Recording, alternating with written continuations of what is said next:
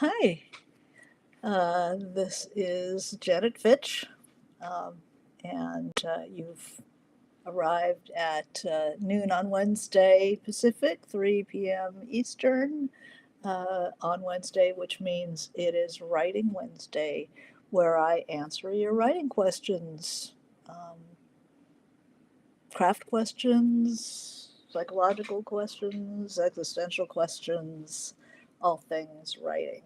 Um, and if you have a question for me in between times, you can send me your question through my website, janetfitchwrites.com, and I will be happy to answer your question, make a Writing Wednesday around your issue.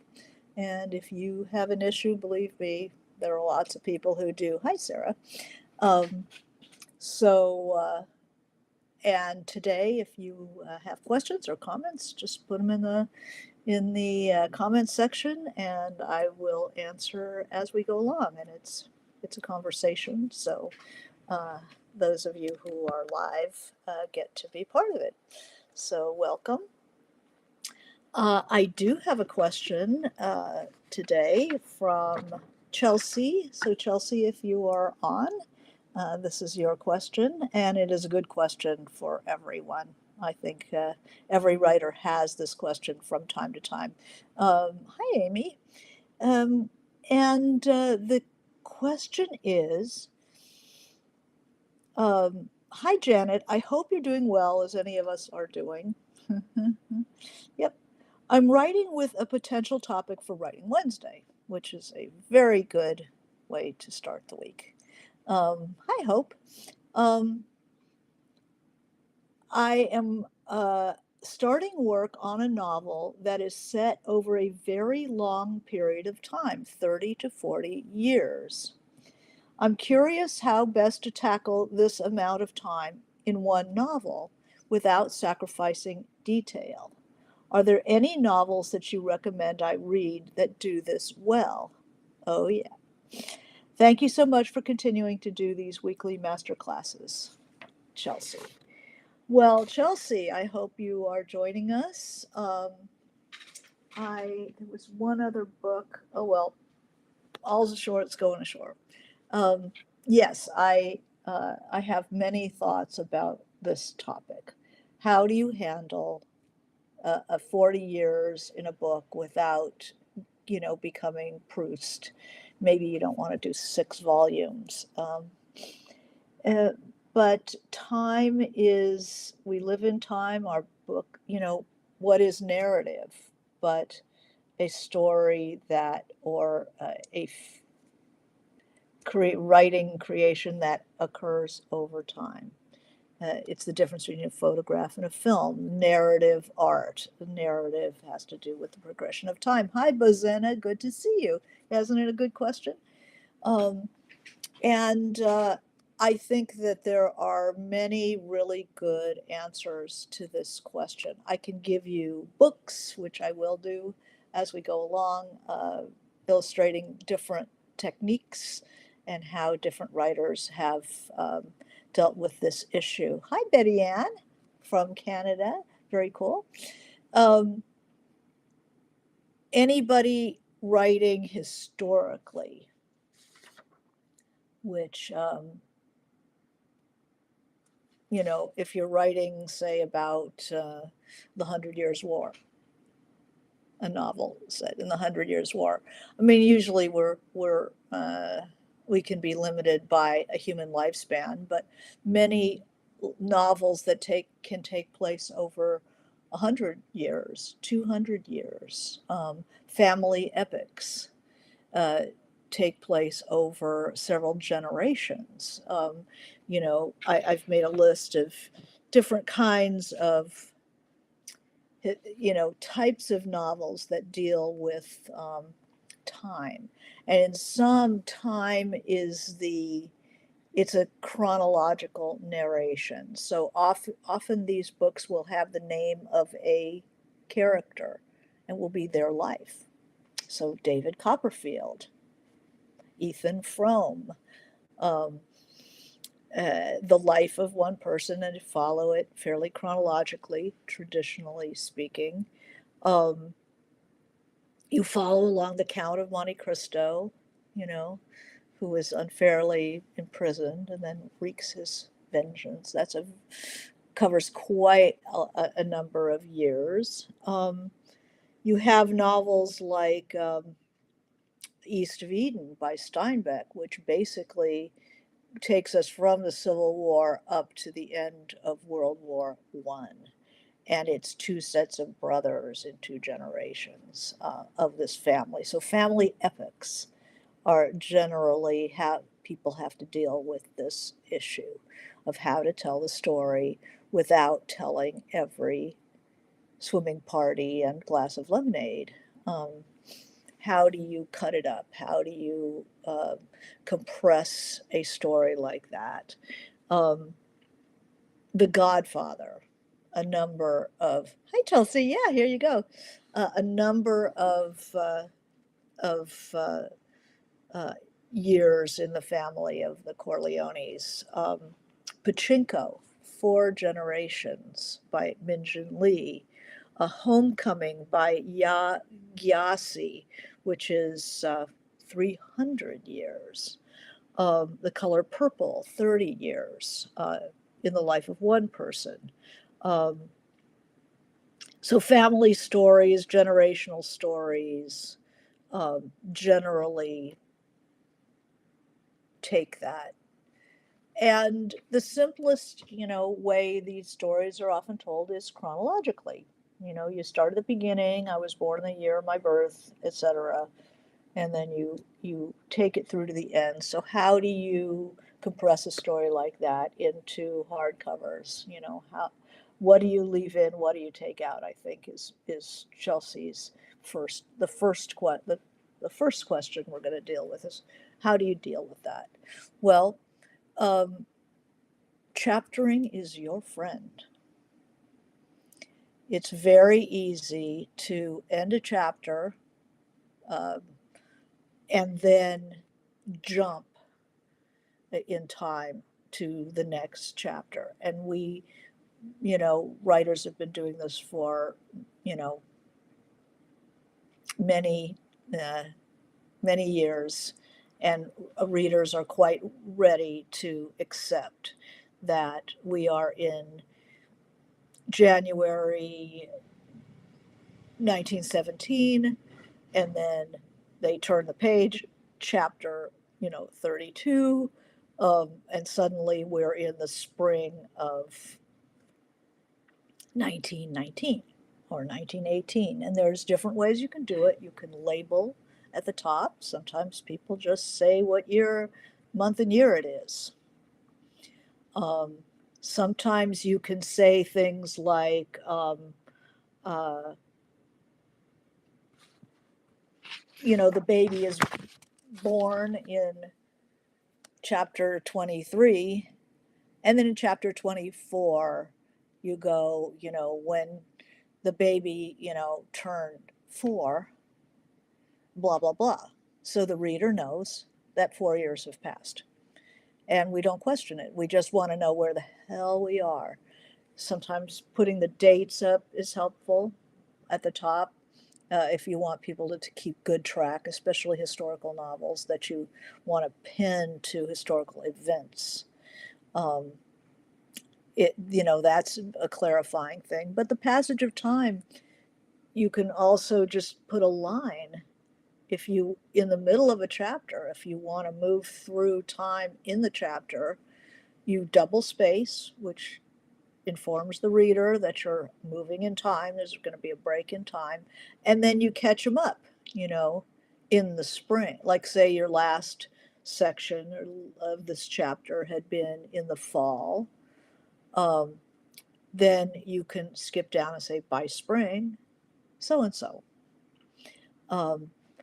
There is, so you can just pull it in by subject matter. Um, if the character was 40 in the last chapter and you want them to, you want to have maybe jumped over 25 years. and bring them into at 65 to express some sort of regret or something like that. You can simply say, now looking at his gray hair in the hallway mirror, then it's like, oh, we've just moved through time.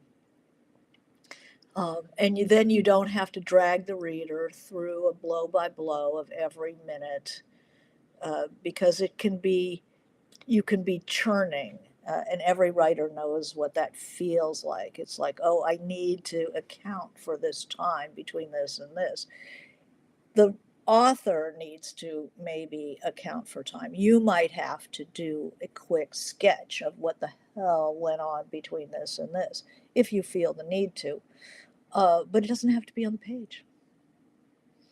If unless something happens that involves your story,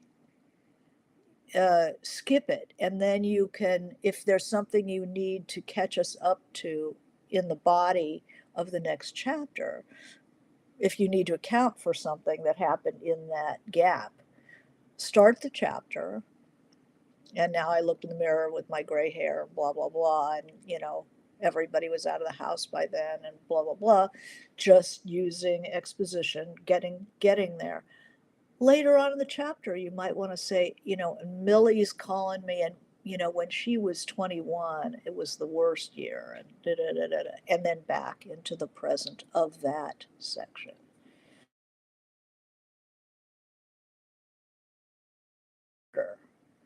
The reader is quite comfortable with jumping ahead, especially in this time of film. But readers have been doing it for, 150 years. Um, but especially now, a jump does not bother people. People are used to a cut in a movie. We get it. Some things happen in between, and they took a nap, and they took a shower, and they got married, whatever. If it doesn't apply, that doesn't apply. But then you can feed it in afterwards. So hi Laura, that's a good thing to do. Um, and then there are like two timeline stories, many of those. There's a present story in the novel. I'm reading something right now, which the book doesn't come out for another maybe 6 months. But I'm reading something now set in the Gold Rush era. And we have a present story, so 1849, Gold Rush story, we start. And then we jump back to, I don't know how far back it goes, 1825, say. And so we pick up the beginning of the story of this one individual story, his boyhood or whatever. And then the next chapter, we're back in 1849. And it'll just say at the top, August 1849, September 1849, and then we'll go back and it'll be May, 1823, and then maybe even like where, because people move around a lot over time, right? So sometimes you want to say where. Pachinko does this, you know. Uh, it's the family. Um, it's four generations of Koreans, um, and each section has a spread of time, and then I believe each chapter actually does have a date. So keeping us well situated. The booking of time is very useful in a large um, time span. So, say Pachinko, I don't have my copy here, but uh, let's see. Um, well, offhand, each book announces time period and location. So, a 20-year swath, it'll focus on a certain individual or a group of individuals. It'll say where. And then I believe when it breaks into chapters, those might also be headed. I didn't do that with my historical, with Chimes of the Lost Cathedral and um, the Revolution of Marina M, the first one. Um, I didn't do that within the individual chapters, but I did it within the parts. So you'll go like book three. This is book three of Chimes to Lost Cathedral. I'll say where the location, general location of this book is, and then I'll say winter 1919 to January 1921, just so people can keep track of where the hell we are. Usually, I'll make my big jump is between books. And then there can also be smaller jumps between chapters, and even jumps within the chapter. But you keep people aware of where we are in time. So this is a simple chronological type of story. Another idea of chronology over a big span, because Chelsea was asking for what books. Well, 100 Years of Solitude makes a big jumps within the chapters. This is 100 years of a village, different people. And, just for an example, we start out,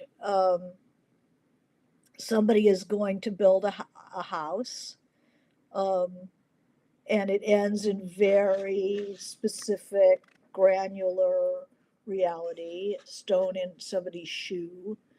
Um, and then new chapter, the new house, white, like somebody was thinking about a house and then suddenly there is a house. The new house, white like a dove, was inaugurated with a dance. So they didn't put us through the building of the house. um, Suddenly there's a house. And Ursula had got that idea from the afternoon when she saw Rebecca and Amaranta changed into adolescence. So they've gone from being little girls to adolescents. It's just done in two sentences. That's how he gets through 100 years. Um, you jump to the new thing, and then you situate us in it. Um, Autumn of the Patriarch. This is an extremely fabulous book.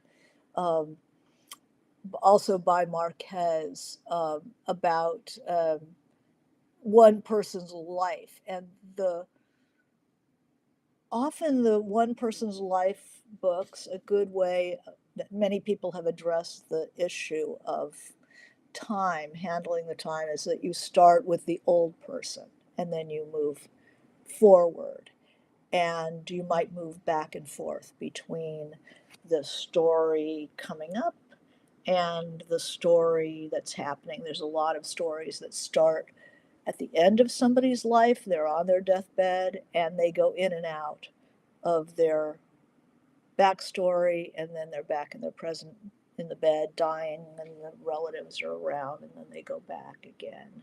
And that's a wonderful way to tell a not strictly linear story about somebody's life. Have the two, kind of like the book that I'm reading about the gold rush. Um, Susan Minot does it in Evening, one of my very favorite books. Dying woman with her family around, and she goes back to remember an early love affair that obviously was more important to her than a lot of stuff that went on after that. Um, there's Train Dreams. Oh my God. So this little tiny book starts in 1886 and goes to 1968. This tiny book, it's 116 pages.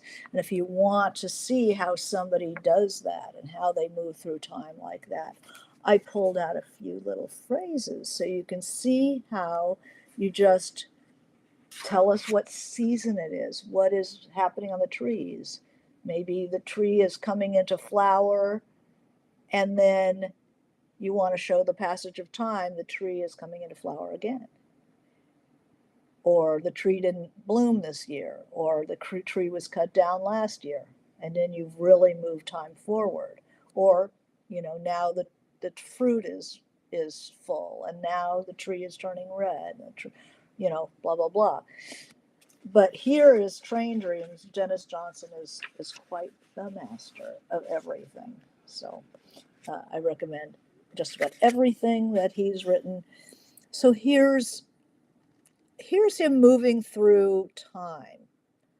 Um, he's he's in the creek, he's talking about the burns, and then um, because the ground was too bare for grazing, he raised his goat on the same laying mash he fed the chickens. This got to be expensive. Following the first frost, so we're already moving through the seasons. This is why your weather notebook is really helpful, to start looking at um, using the seasons and how do you capture a season. Um, so because the ground was too bare, he raised his goat on the laying mash, got to be expensive. Following the first frost in September, he butchered the goat and jerked most of the meat. After the second frost, I mean, this is the next paragraph. We are moving along in time. He started strangling and stewing the fowls, one after the other, over a course of weeks. Okay, and then the dog and the rooster and so forth. And he um, he talks about the abbreviated job a year earlier. So he goes forward and back and given it enough money to last through the winter. So now we're lasting through the winter. That's 2 pages. Moving along. Late that March, Grenier returned to his home site in the Moyea Valley, this time hauling a wagon load of supplies. So we didn't have to live through the winter with him. That's the next page. So we've gotten through at least 6 months, if not more, in like 4 paragraphs. Late in that March, he returned to his home site, hauling a wagon load of supplies. Um, then he's doing a bunch of work at his new site. Um, he built his cabin, 18 by 18. Well, that's going to take a little while. So probably in the summer now. In early June, the red dog appeared. So now we're almost a full year later in a couple of paragraphs, say 8 paragraphs. And it just keeps going like that. He gives you the main topics and then he moves it ahead. Um, many years later, in 1830, Grenier saw Kootenai Bob the very day the Indian died. So we meet Kootenai Bob, and then he's dead. And he talks about the guy's death. And then we have a break, paragraph break. And then we're into chapter 5, comes on a blank page. So we have a good break. So that tells the reader, that it's going to be a big break in time. And then we have, at just the time, Grenier discovered a rhythm to his seasons. Summers in Washington, D.C., spring and fall at his cabin, winters boarding at Bonner's Ferry. He began to see he couldn't make it last. This was some 4 years into his residence in the second cabin. Well, 4 years. Away it goes. So watch for the moves that writers make when you're reading, if you're interested in this topic about time, and in general as writers. Keep an eye on the moves, like how do they move you through time? It's really, really good to keep an eye on it. So there are books that move chronologically, like Dennis Johnson's, or like 100 Years of Solitude. My books pretty much move forward in time chronologically. Then there's the 2 layers where we have the present story alternating with the past story. and then the past story moving forward towards this date, and usually they meet up at the end. Then there's a book that I admire. You've heard me talk about it many times on Writing Wednesday, The Travelers by Regina Porter.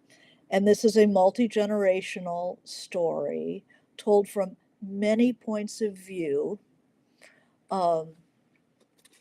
And no one character has the whole story. The reader holds the whole story. The characters only know their piece of it, so that when we come in at different times, we know more than the person who is narrating their piece of the elephant. We know what's gone on. We understand why that's happening when they don't. So that's interesting. We're the repository of the time. And I just want to show you a little bit of this, where it shows you kind of significant dates that you're going to see in the book. Each of those dates have meaning in the book. And so you'll see them grayed out, and one date will stand out. Let's see if I can find you an example.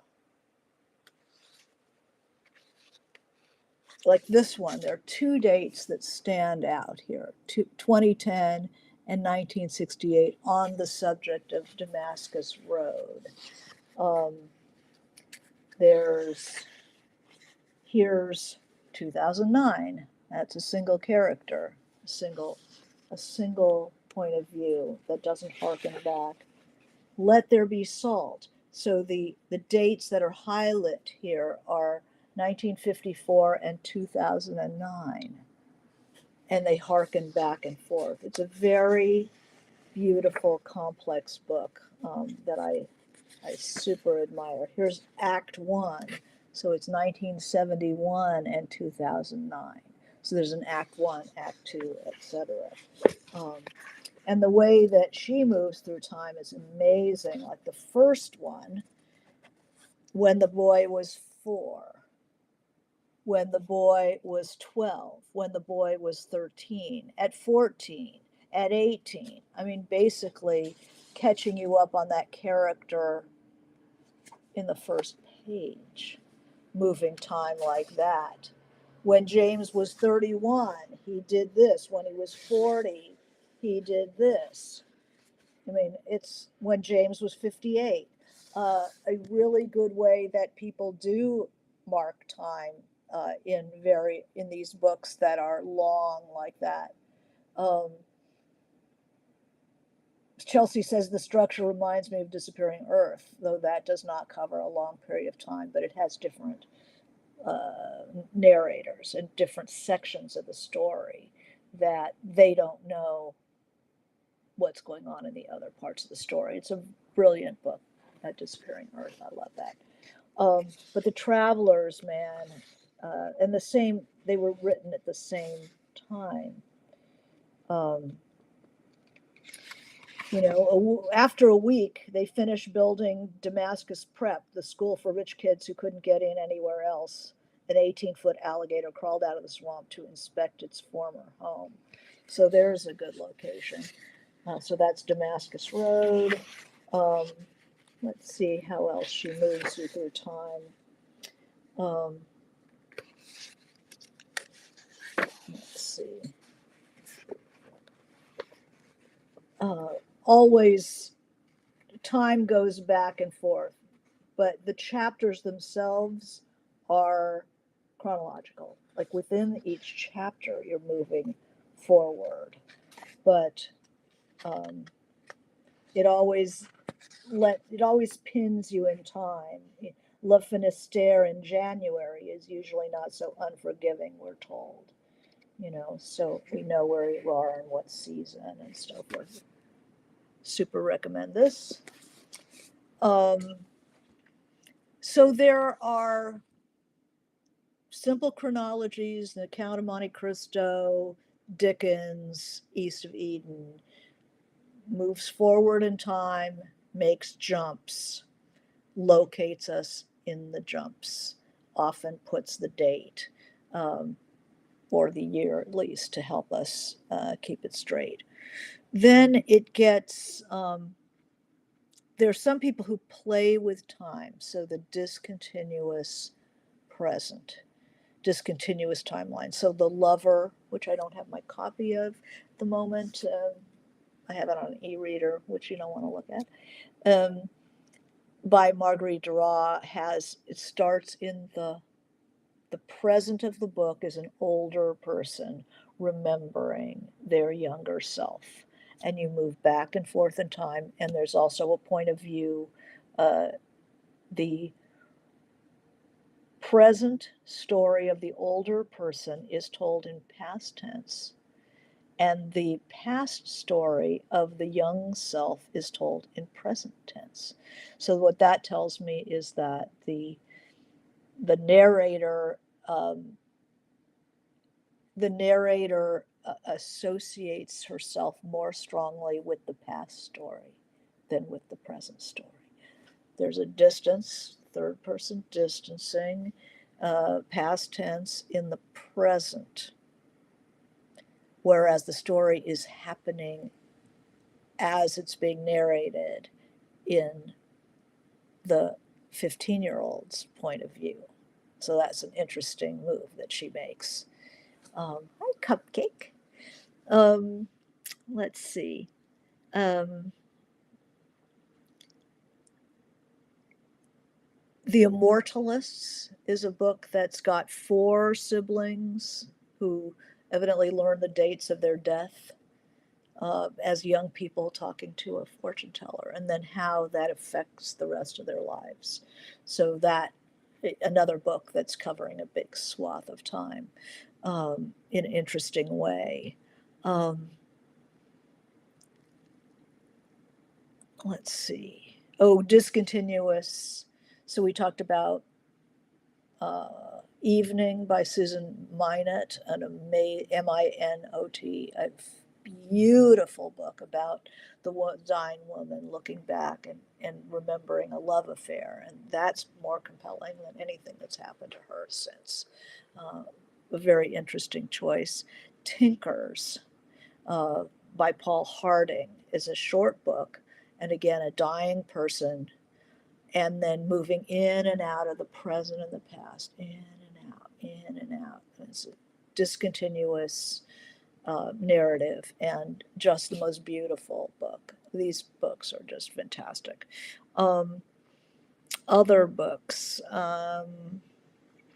Then there's people who want to play with time, writers who want to deal with time as a major issue of their book, as opposed to using time to tell the story. They're playing with time because they're interested in time. Um, so then you get books like David Mitchell's the Bone Clocks, which um, has 6 sections, and each section is about 10 years. And then there's a break of 10 years. And then the next point of view, 6 different points of view. So that's a way to tell a long story. You have there's a book called 4321 by Paul Auster, who is on the experimental side of things, who writes this book covers a man who lives 4 parallel lives, moves back and forth. So that's really interesting. Um, there's got the Slaughterhouse Five, which moves backwards and forwards in time. It's probably it's a World War II book, but this guy comes, the Billy Pilgrim, the protagonist of Slaughterhouse Five, he comes unhinged in time. He's in World War II. He's living in a slaughterhouse. That's where they've they've put um, the Americans in, I believe it is Dresden, and then he lives through the bombing of Dresden, uh, which we bombed Dresden and really fried it in a horrific, horrific way. And it ends up as sci-fi, and he's with these other creatures who live in time all at once. So everything is happening at the same time, and so he's thinking a lot about humans and how we live in time. So Slaughterhouse Five is a really interesting one for you. Um, there's so we've talked about Bone Clocks, Cloud Atlas is nested stories. So you go from one story inside another story inside another story, and then you come out. Um, that's getting very so you go into the past and the future, and the stories unwind in reverse chronological order as you come out. So you could start out in at the midpoint. You could go like say 1919, 1929, 1939, and then you'll come out 39, 29. Although the span of years is much greater than that in Cloud Atlas. Um, let's see, what other books can I recommend? The two timeline stories, like The French Lieutenant's Woman or Possession, where you have scholars doing their research and then the story in the past that they're researching, and you go back and forth until they start coming together, usually. Um, Kindred, a present day modern, well, present day to the writer, modern black woman who goes back into the antebellum South and keeps getting drawn back and drawn back. So, two timeline story. Um, Life After Life by Kate Atkinson is another one of these stories, different versions of the person who keeps dying.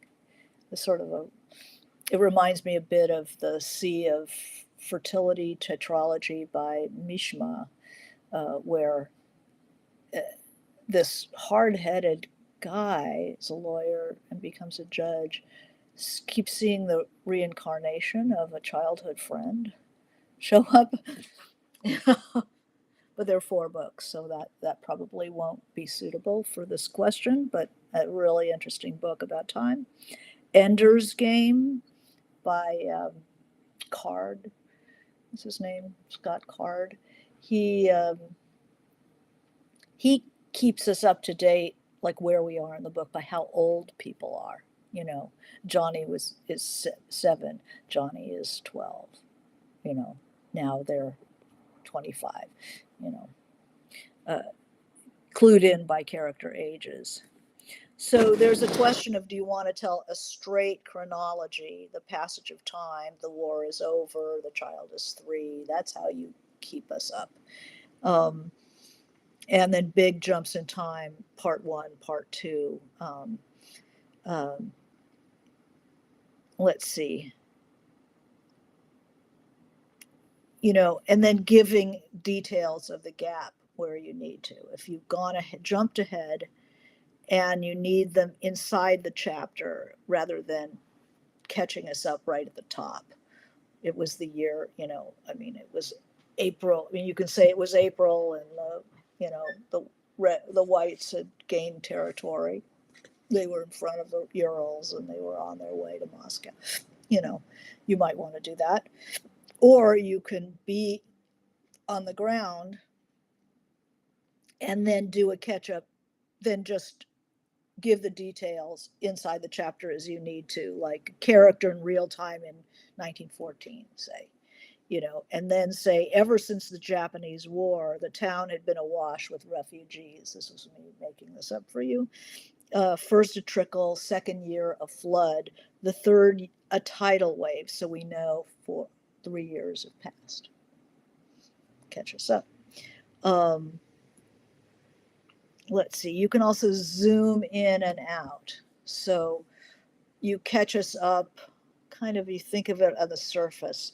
We're going very fast in a car, kind of looking at the scenery really fast. And then when you're ready to dive into that time, you found the place you want to settle, then you slow down, you park the car, you unpack the picnic, you sit down and you do whatever it is you're going to do.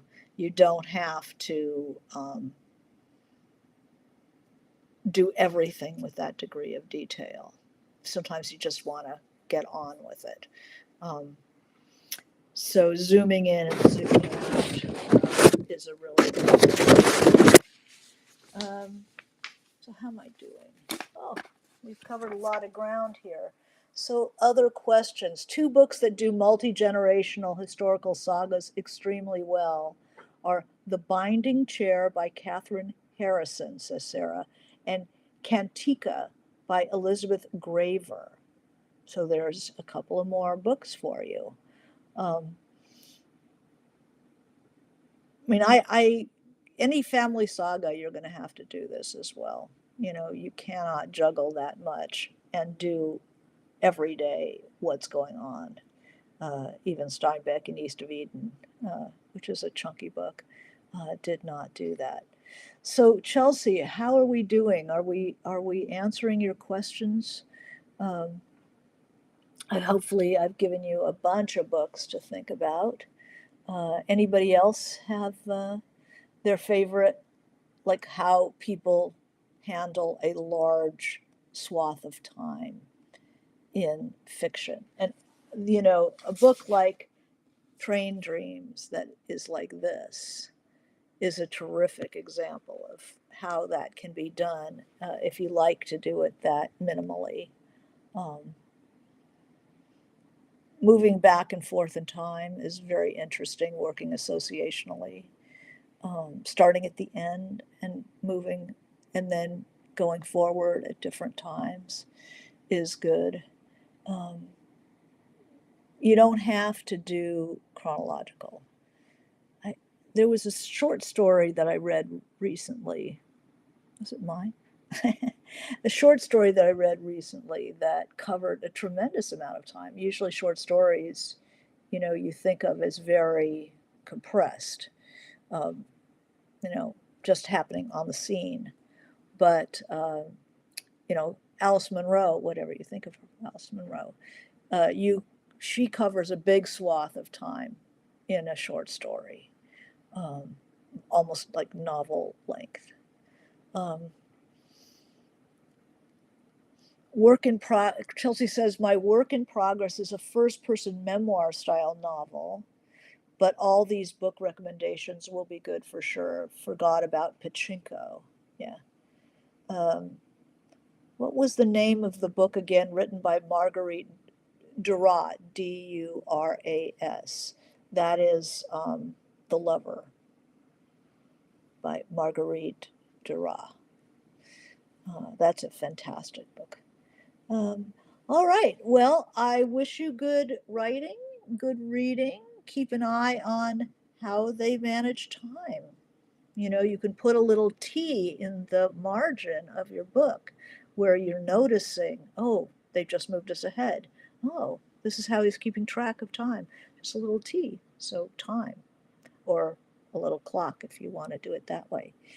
I mark up my books like crazy because I want to refer to them.